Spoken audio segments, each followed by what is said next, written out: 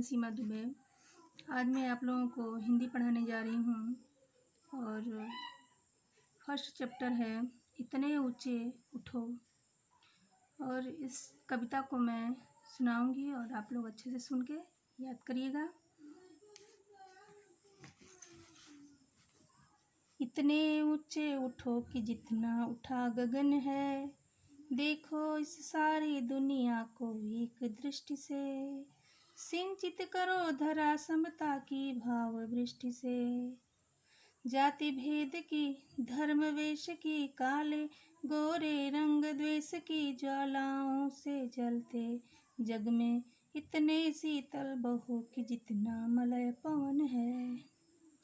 लो अतीत से उतना ही जितना पोषक है, जीर्ण शीर्ण का मोह मृत्यु का ही द्योतक है। तोड़ो बंधन रुके न चिंतन, गति जीवन का सत्य निरंतर चिरंतन। धारा के शाश्वत प्रवाह में इतने गतिमय बनो कि जितना परिवर्तन है।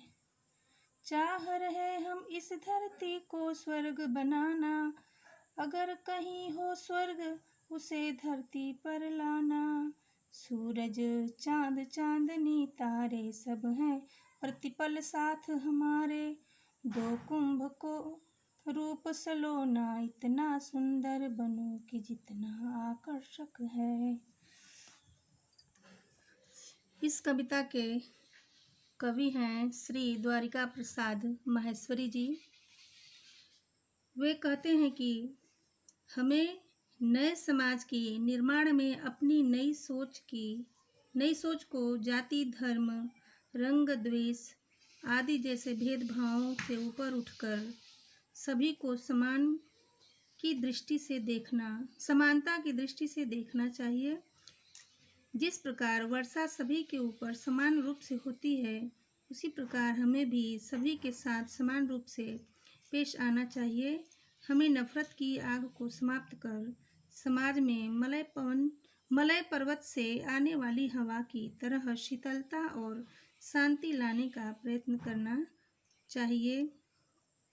सभी भेदभाव से ऊपर उठकर समाज में समानता का भाव जगाने की बात कर रहे हैं और कह रहे हैं कि हमें अपनी अतीत में हुई बुरी घटनाओं को छोड़कर केवल अच्छी बातों को ग्रहण करना चाहिए, क्योंकि ये अच्छी